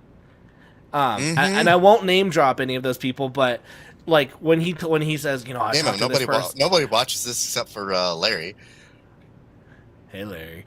Larry. But like when Brad said, oh, I was talking to so and so, I'm like, don't talk to this person. They haven't fulfilled a campaign. Like, they don't know. Like, I know the printer. I know where you can get all the supplies. Like, just trust me. And so, I mean, Brian has the same problem, Brian tells someone, hey, you should do it this way. The person does it the other way and royally fucks themselves. And they go, oh, I can't believe I do it this way. And at that point, you just go, well, why didn't you listen to me? I've done this. I do this. It's very frustrating in the indie scene. And every time Brad brings up Handyman, I'm always like, Brad, please just listen to me. Like, please listen to me. What you should do is you should go over with your kid and have him hold the kid and be like, Brad, smack Brad, grab your kid as he hits the ground, right? And then be like, you need to listen to me about your stupid book. I mean, don't call him stupid, but... Well, we need the book made first. Once the book gets made, then... Well, he's only got like 4 pages left? 4 pages. Literally, so that should only take like, 23? Yeah. And then the lettering, and I don't know. Lettering is difficult, yes, but it doesn't take that long. Oh no, I can letter a book in 3 days. Yeah, lettering doesn't take that long. Anyways, all right, I'm gonna go back to my family. Thanks, guys. Before you go, I wanted to say something nice about you. I'm ready. Hey, Black. What you were saying earlier about like going on the art journey of your art improving over the course of the book, I actually like seeing that in my books when I get them. Like, eBay Canales' Iron Sights artwork started off super like bad, and it got like better until it was like really fun. Like, that was a fun journey. So Girl with Megafist, it looked great all through the whole book. I could see your art evolving over the pages, but I didn't comment about it because I just enjoyed it. It was great. I appreciate that. And hey, I'll tell you this, with your review, I solved the spine problem, with being able to, so that you don't have to look at like each page because it was so stiff. Yeah. So yeah, next the volume 2 will you'll be able to like hold it a little better. Righteous. So, Righteous. Yeah, thank you so much. Hey, no problem. Hey, I was like, that's a great complaint. Go spend time with your family. Yeah. Have a All right, great peace 4th out, of July guys. weekend. Go home, be a family man. You too. You guys too. Stay Asian, guys. Stay black. See you guys. Bye. Ciao. I like him. He's my 3rd most favorite Asian. I'm not going to ask who the other ones are. Oh, you have Luigi. He's always going to be number 1. And, well, she's a Japanese lady, and we kind of won't mention her because she's done a lot of movies that we can't mention on YouTube. Well, we can mention them on your channel, but not on this one. It was... Exactly. This is very family friendly. Thanks for dragging Tyler on here. I would have dragged him on, but you were like Johnny on the spot there, and that was fantastic. And I'm glad he popped in because I feel a whole lot better right now. See, all you really got to do, right, is talk to people and just not make exceptions. Not saying that we were, but this is like another thing that happens all in Brad our has little to do is sphere. post an update that says 4 pages left to go. Yeah, that's it. It's done. It's over with. the thing that kills me is I don't know what's so hard about making an update.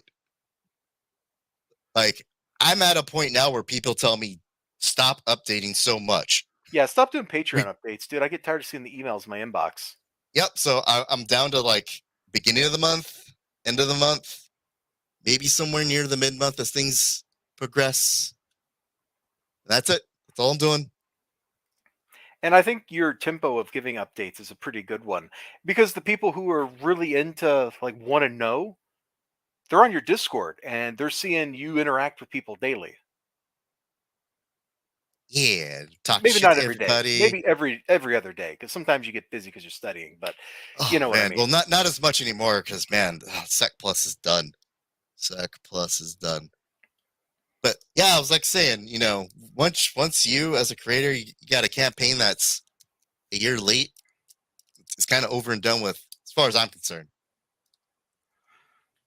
Yeah, well, I look forward to getting this book because, man, I was looking at this art like right at the beginning of the stream, and I just started like getting hype. I was in the middle of saying something, and the words just kind of choked off because I'm like, man, I really like how this looks in some of these shots. Where's my book? That's all I want. Where is my book?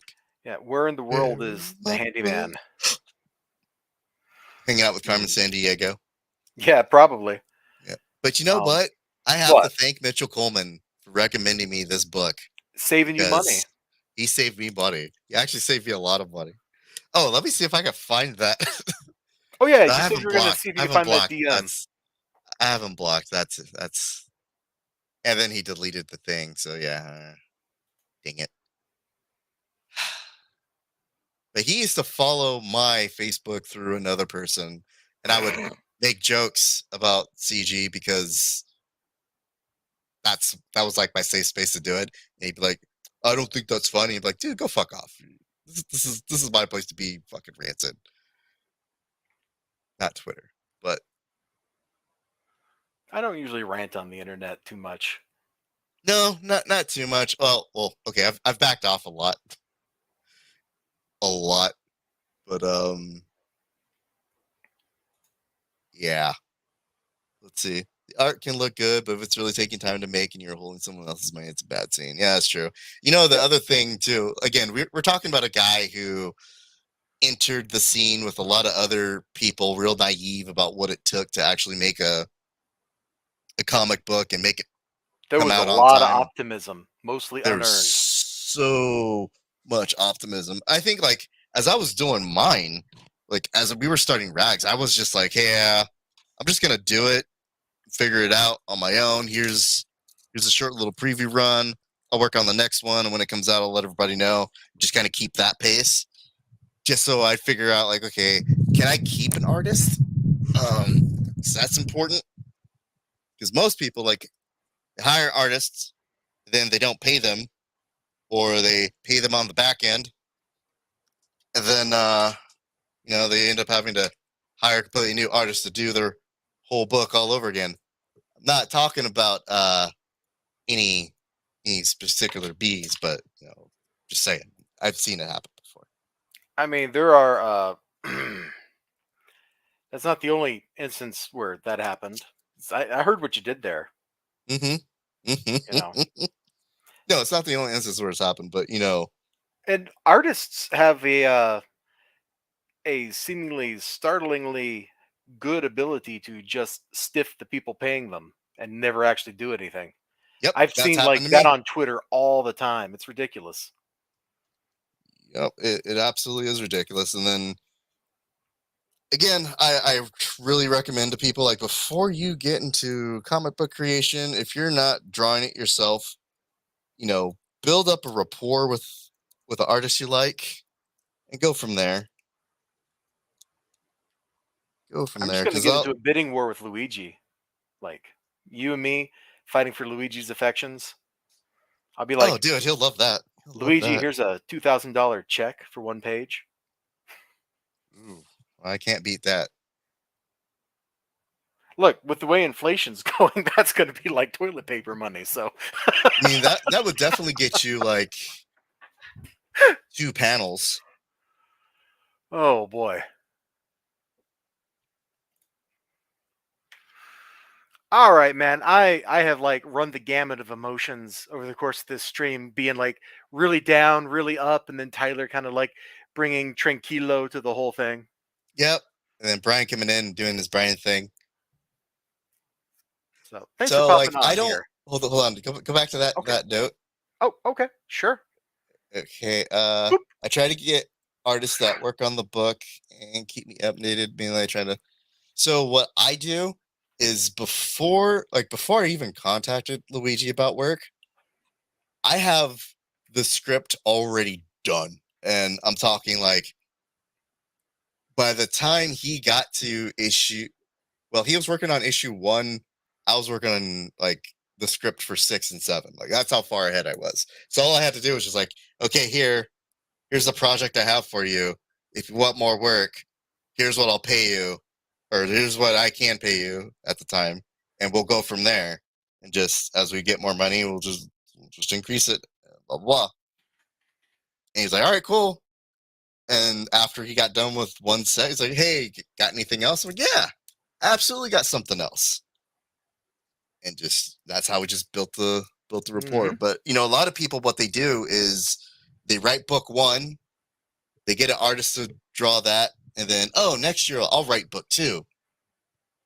I would just recommend just write your whole story from beginning to end. And so the only thing you really have to do is just silly little side projects like a sailor. And Rage Astral Grimsword. Did I get that right? Yeah, like Dark Souls. Oh, I still need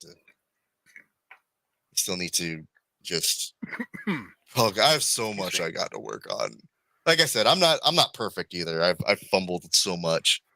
Oh, dude, I am like I may not be making comic books, but like we had one of my viewers that watches some of my gaming stuff in here earlier, Quake Nerd, Mhm. and like I got like 2 months behind on stuff I promised to do for him, which is how life goes. But Yeah, just trying to do the best I can, and at least I'm not 4 years late. right. There's somebody else. I can't remember who. Like my brain's like liquid at this point. But there was somebody who was like, you could get more projects done because there are other artists out there that aren't Luigi. I'm like, yeah, but I really like his art. I really like working with the guy. It's reliable. It's somebody I know, and I would much rather wait on him than going and throwing money at somebody who's only going to be around for like maybe a couple months, take my money and run, you know. Yep. That's all I had. That's all I had him. I'm just taking a quick look at my spreadsheet here to see like if there are any other campaigns approaching like amazing milestones real quick. That's fair. Let's Hey, look, see. like even like on my Patreon, we're never like we might miss a couple people, but we're never like really late. There might be delays that are beyond our control, but Mhm. hey, we got the book out. Here's the digital copy. Now I'm just working on getting all these other books printed. Yeah. Looks like just looking here at this stuff I got, like the Not next Korean. longest campaign that's actually has a chance of fulfilling that I backed is Deathsworn. Oh, good luck. It's two That and a was half another years one. late. That was another one. That didn't that guy just disappear off the face of the planet too? I feel like he did, which Well, that seems so crazy to go to his me. Because Indiegogo, elizibar. This is your show. what? It's your show. Oh, And you should go to his Indiegogo. you want me to go look at this? Jeez, Yep. you're making me do work. I was just going to pontificate. We can pontificate while looking at his stuff. All right, that guy made $53,000. So the last update is from not quite a year ago. Sorry for the delay. That love that going around. And I forget what tier. I think I backed at this tier, man. The like comic plush Ashcan plus sketch card. I think that's the one I backed. I don't even remember. It's been so long. I hear the art was already done. Well, I mean that's kind of the thing. This dude has already published comic books. He's already been through the process of creating comic books. And Really? I think Really? like I have an actual issue of Deathsworn that I bought from him. What? Yeah. I'm not even sure exactly, like, this is supposed to be like Death Sworn issue 2, I think. Like, or maybe it's like the combined, like he took the first issue and then drew like the rest of the story or something. Like, I forget exactly what it is now. But I think I did a review of the book I bought off this guy like 4 years ago. No shit. Yeah. Yeah, he's on Indie Planet. There we go. Oh, no shit. I'm to Indie Planet I go. Indie And Planet. the book is a lot of fun. Like, I won't say it's like amazing or anything, but for just kind of like, hey, here's like a 90s like extreme action comic type thing. Like, it was a lot of fun. So I have no idea. Just like a certain campaign about somebody named Nina and somebody named Ariel, I have no idea what the holdup is here, because there's so much of this stuff is already done. He had all the production art done. He knew what all the characters looked like, all that kind of stuff. So I don't know what the holdup could be. I'm not seeing him on Indie Planet. Maybe I spelt it wrong. Is it one word or two? Death Sworn should be 2 words.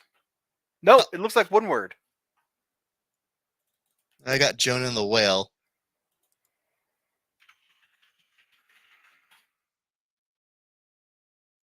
Yeah, it's not on there. I will use my magical snipping tool to show you the results that I got. But like, I bought his book was published through some actual publisher. It wasn't just like self-published and on Indie Planet or whatever. It was like a real like comic book from some little teeny tiny publisher. That's probably as good as Wicked. Ooh, that was kind of mean of me, wasn't it? Oh man, that's mean. That was mean. So mean. That's so mean. I hear those guys are working on coming back or getting better.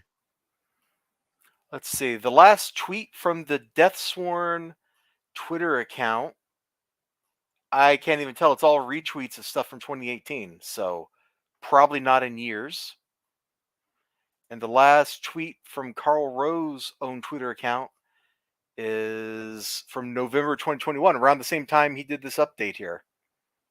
I'm all good, just not having a great time in life. Yeah, there's nothing here. In fact, his tweets have the same art that he's showing on the Indiegogo page. Hey, that's awful suggestive. What are you cradling there? Are you secretly a woman? You can be anything you want to be these days. We're not allowed to guess somebody's.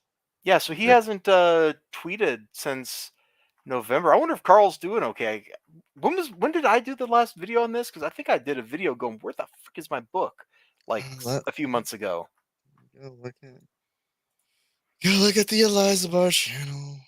No, it's okay, man. I got a way better search than what YouTube's going to give you. Because if it's your own channel, you get your own little search field that just searches your stuff. So, Death Sworn. I need to stop writing Death Sworn 3 years ago. Let's see. So I got a video 1 and Death Sworn 2. Oh, 2 months ago. Yeah, from April. Welcome to the Delivery Late Club. So yeah. So he's gotten 2 books out. So yeah, and I thought this campaign was supposed to be like those 2 books plus like an extra 20 pages or something. It's just like Nina and Ariel. Like, I thought we were just taking existing stuff and making it embiggered. Yeah, like the Rags Take the Money and Run campaign where, we had the invisible variants. Ah, beautiful. That cocaine aerogel that's transparent. Great stuff. Oh, man. That aerated. Oh, that aerated. I can't even.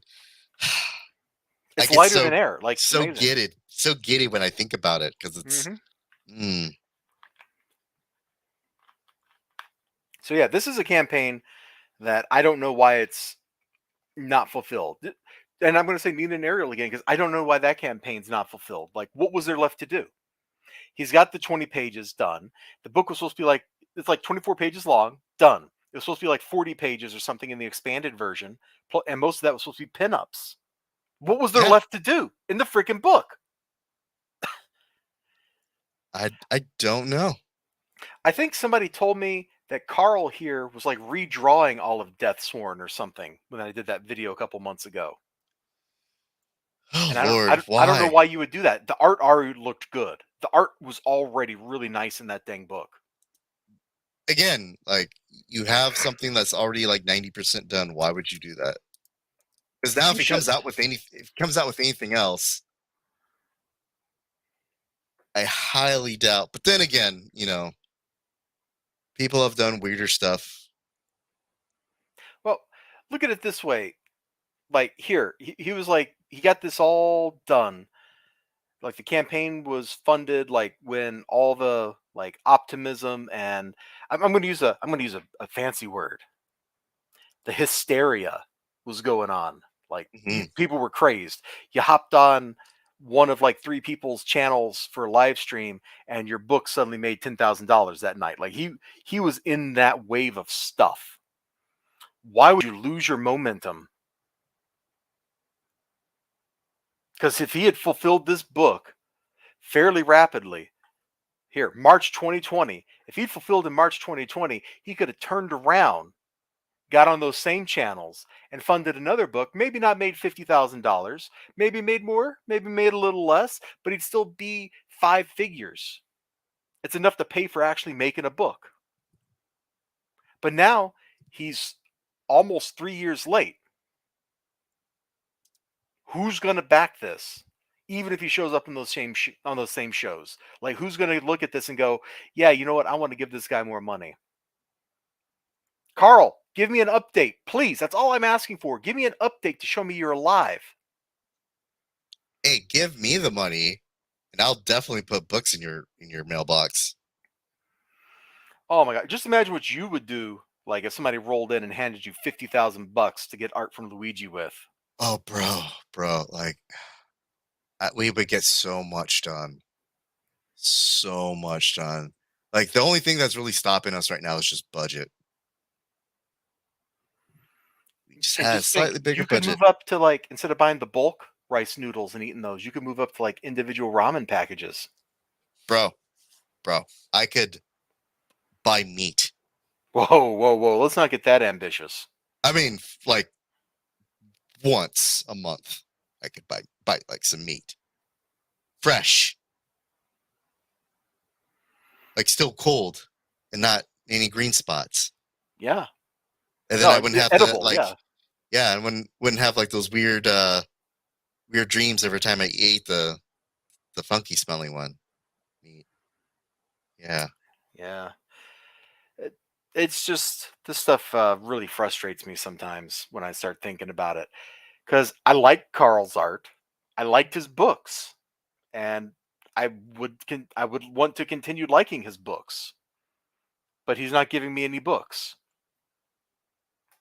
I'll give you books. You do give I'll me give you. books. You give me books all the time because you're actually mostly on time, and when you're not on time, you let people know that you're not going to be on time, and here's the reason why, and here's steps X, Y, and Z that you're taking to ameliorate that fact and remedy it and try to prevent it from happening again, even when things are clearly outside of your control, like paper shortages. That's the worst one. That's so the worst one. I beat those people up so much. Like I'm in their inbox every day. Where's my shit? Where's my shit? Where's my shit? And then I talk to them. It's like, oh, it's going out today, and I get like 58 emails. All right, this ship, this ship, this ship, this ship. Like, all right, cool. Thanks. it, and I think I've just last month alone something about like $2,500 worth of books that we ordered to get shipped out to everybody. Jeez. And those are including like the Sailor Rogowski 1 and 2 damages that we had. See, that's even a thing. Like, oh, we get damages. Like, fuck. All right, let's go fix the damages. I know most people by now don't care, but I care enough that once one person complained about it, I just paranoid about that shit now.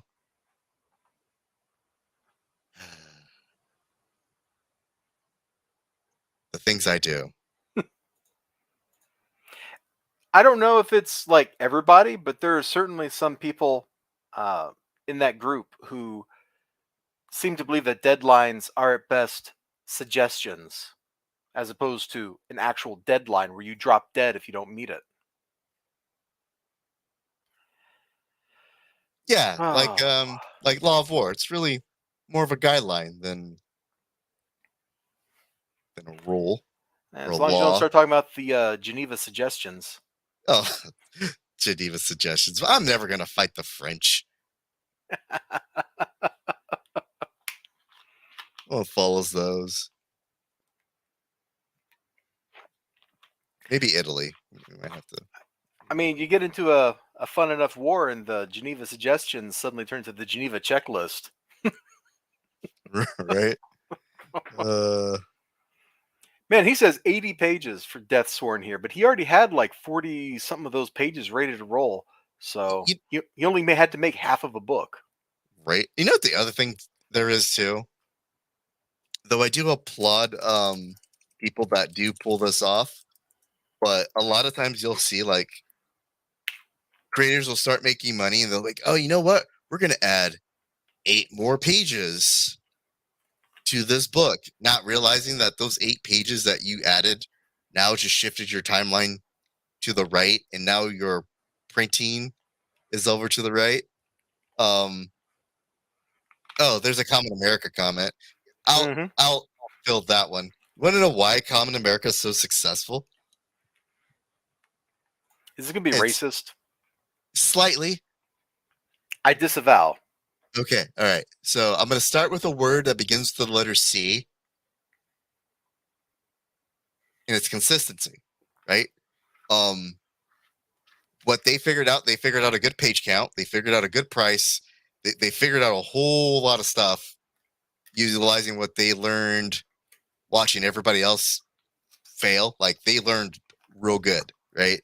And they took all that, found a good page count, a good script, and Tim figured a way to basically speed run his own art so he can draw faster and does that in his free time, and then bam, there you go. He's got something that consistently comes out. So it's not like, hey, I want to be hyped for Cyber Frog, case in point, but there's only like one out. Lord knows when the next one's coming out. I mean, isn't the next one like in fulfillment now for its second year running or something? So when you get people like, oh man, Common America's great. There you go. That's why. And then you have people who are like, the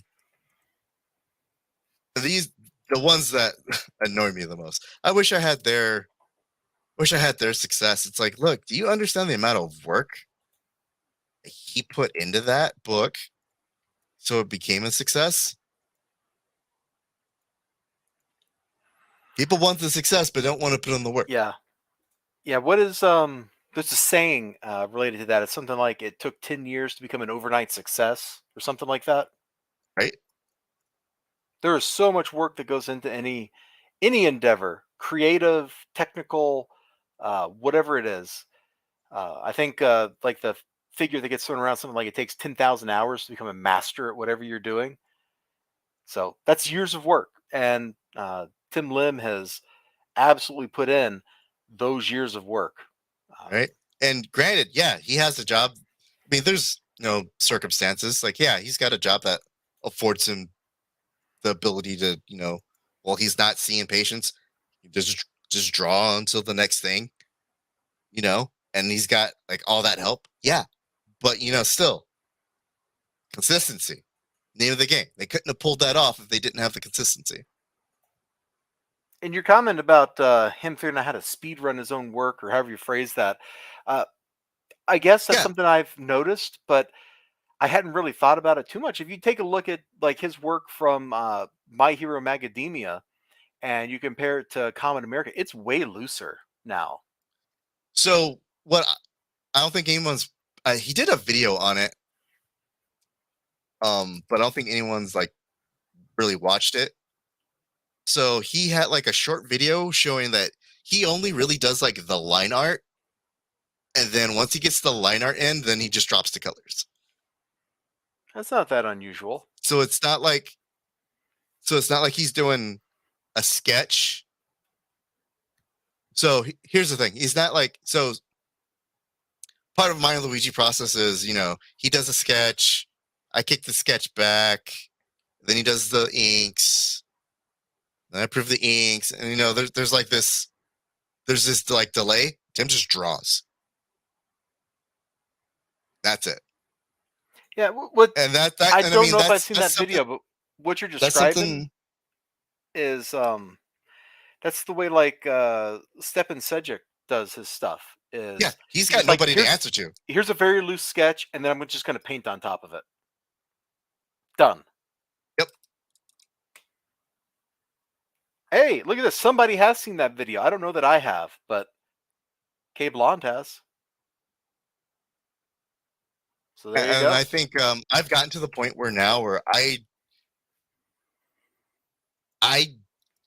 actually correct Luigi less these days. If that makes sense. Like, he's like, yeah, sure, man, looks good. Half the time I don't even look at the page. Like, I look at it like when it after gets colored, but once you build up that rapport with the artist, it's like you trust them to draw what it needs. And it's every now and then you step in and give like directions, but once Tim figured out how to make that program work for him, it was a wrap. He's able to just bust out stuff consistently. He's also hospitalized himself a couple times, but I'm not supposed to talk about that. Good thing nobody heard that. Oh, good, because I was saying that a low whisper. Yeah, I think exactly what you're talking about. It works when you have the same artist is the person doing the line art is also the person doing the colors. That works really well because they already know what they want it to look like. Mm-hmm. In your particular case, where you have a rotating cavalcade of colorists who come in for like 2 issues and then vanish or start a fight with you or something, I don't know how that's going to work out for you long term there, buddy. Tell me about it. That's like I said, I have my own stuff that I deal with, and it's a pain. But I guess if you can somehow get Luigi doing that method, then Luigi can just do his own colors, and it'll probably take about as long as the detailed Luigi line art. Honestly, yeah. Food for thought, anyway. I've thought about it. It would definitely cost. Boy, I'd hate to lose like some of the fun little details in the line art of Luigi's stuff after it's been painted over, because he's got like lots of just juicy little things in there in some of those shots. I know, and it's just so. Sometimes, like he'll send me like pages, and I'll sit there and reverse engineer. At least I'll try to reverse engineer some of his work. Yeah, you've mentioned doing that to me before. Yeah, it's pretty fun. Drawing a fast action page versus year-long books. Yeah, exactly. It's but then again, that's the way creation works. What works for one person might not work for another. And that's part of the beauty of it too, is everybody that reaches that level of proficiency where they're solid at what they're doing has different techniques. And then, the smart ones go and share that stuff with other people who are doing the same things. And those people share stuff they know, and everybody gets better. It's part of the learning process. How you grow up when you're doing art is you learn from other people. I would hope that's the way it actually goes, but well, it doesn't always, but in a perfect world. Yeah, in a perfect world.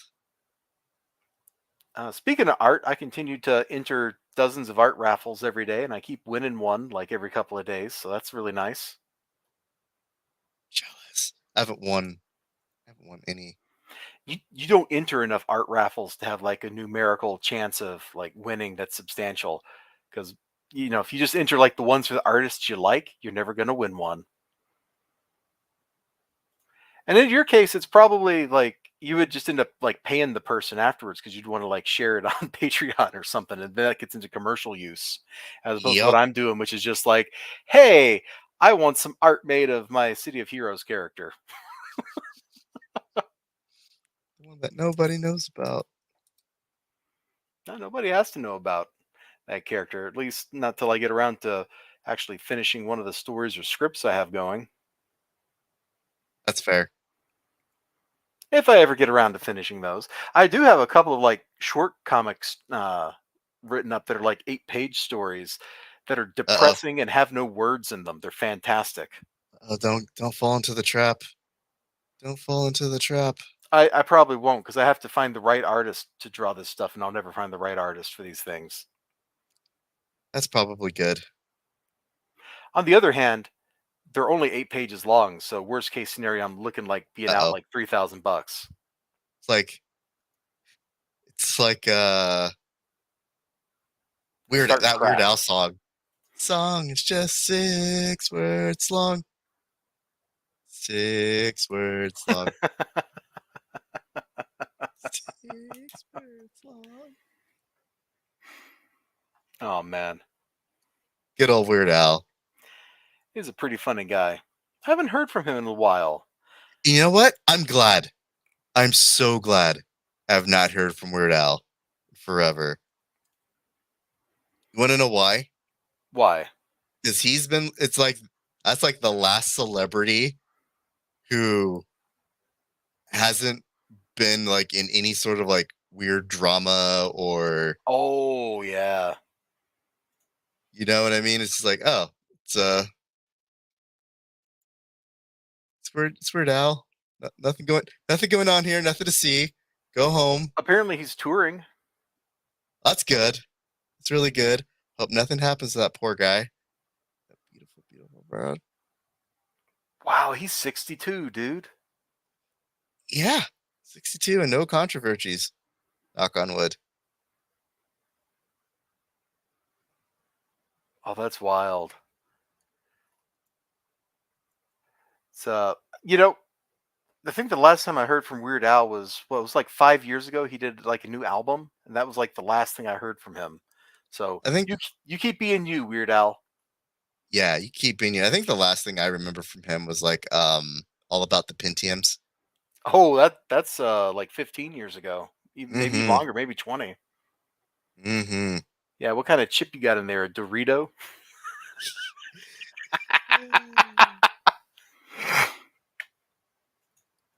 Whoops. Maybe. I don't know what I just clicked there. That's what I meant to click. There we go. So Weird Al's bumming around being Weird Al, and I think I have run out of stuff to talk about for the night, Mr. Daquan. Yeah. I got nothing. Yeah. Anyway, thank you so much for hopping in here. When you joined, it was like, oh, this is going to be lit. This is going to take my like 20-minute stream where I just start crying at the end and turn into something interesting. And here we are. Yeah, where we got Tyler to cry. I near the know. end. Please stop talking about this book. All I did was write it. I love this reaction. The screaming in the chat, like, oh God, no. The nervous laughter. It's like, yeah, Tyler, we got your number, bro. Just had to defend himself. I didn't write this, I swear. Yeah, we know, we get it. I like the fact But that your name's when on you're it. like Mitchell Coleman recommended it, he's like, oh man, now I really don't want my name on it. It's true though. Mitchell Coleman came into my little Twitter space. Was like, hey, need to can you help back this book? Like, why? Is this after he's already like made fun of Rags like 17 times? No, this was like before. Really? Oh, is this why he hates Rags? Probably. Because you wouldn't like help him out to make Brad's campaign. Look, I helped out. I did that tweet where I was like, hey, help make it happen.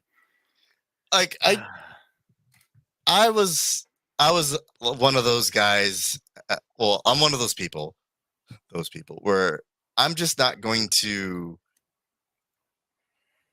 just support or push something just because like I need to know, like I really need to know like what's going on, because you know optics these days are are real important.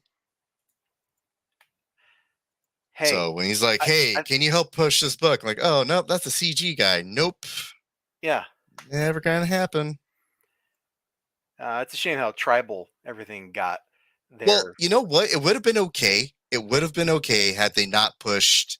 At least for me, it would have been okay had they not pushed the whole "join us or die" ultimatum on me.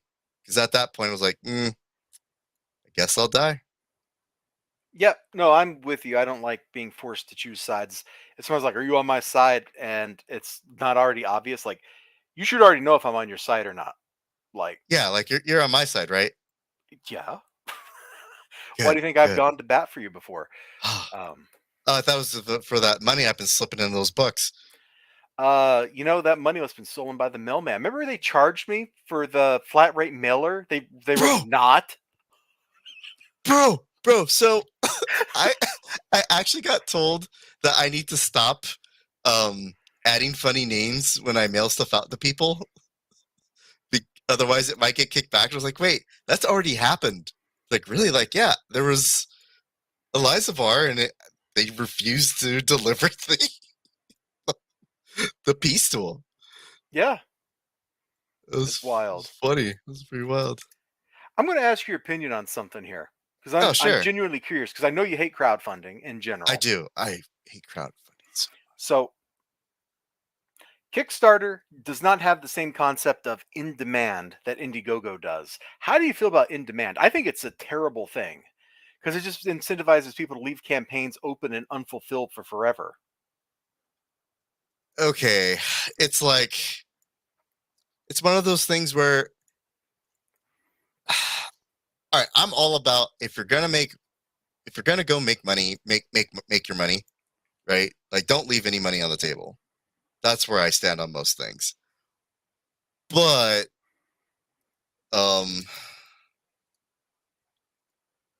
if you can leave it open if you're gonna leave it open in demand, I would leave it open in demand up until the completion of the book and then cut it off. I think Cody has done that before, where he met his goal and then, all right, this is all going in demand while we work on the book. And if more people want to back, you can come in later, and still get the book. It's one of those like. Maybe he did that for the second issue of Jack Irons, but he sure didn't do that for the last one because he passed that. He like funded that by the skin of his teeth. Yeah. I know because I gave him like $100. I gave him like 2. I think maybe a little bit more, but again, that's one of those instances where someone like Cody would benefit from it, right? But then, other people would just take advantage of it. Again, I'm really not a fan of crowdfunding. I think I'm not a fan of the hoopla and the, what you call it? The grind of having to go on things. Yeah. Which, Timothy Lim has proved you don't have to do that. Just get your book out. Done. Yeah, but Timothy Lim also has like an incessant Twitter presence that never ends. He's on Twitter like 22 hours a day. No, that's me. Bro. Not lately though, but across like all of his all the various Twitter accounts, like him, I don't know who all runs all those, but him and Mark, and or some combination of other people, like you just see stuff getting like posted and retweeted from like the Common America account and the Carly Danvers account and stuff at all hours of the night. Yeah, it's kind of annoying. And it's not even stuff that's automated because it's like retweets and stuff, which I don't know a way to automate how to do a retweet. It's insane. It's insane. But hey, you know what? They found a thing. They got successful at it.